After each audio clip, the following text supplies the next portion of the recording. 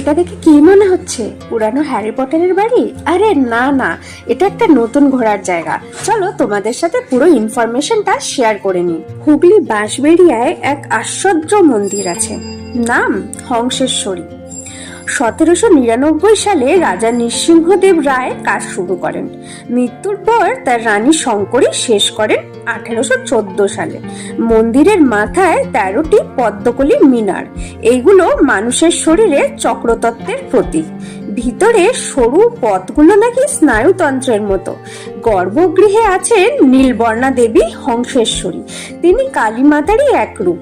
দেবী পদ্মাসনে বসে আছেন, আর সেই পদ্ম এসেছে শিবের নাভি থেকে, শিব শক্তির মিলনের প্রতীক। এ মন্দির শুধু মন্দির নয়, বাংলার বুকে এক আশ্চর্য গল্প। এই মন্দিরে কিভাবে যাবে?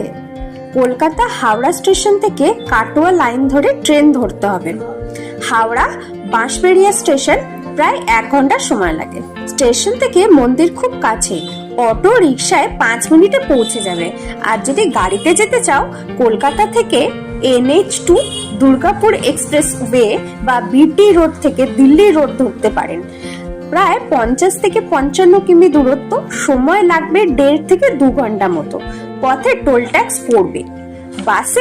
বাসে যেতে হলে এক্সপ্ল্যানেড বা বারাসাতের দিক থেকে চুচুড়া বা কৃষ্ণনগরগামী বাস ধরতে পারেন। বাস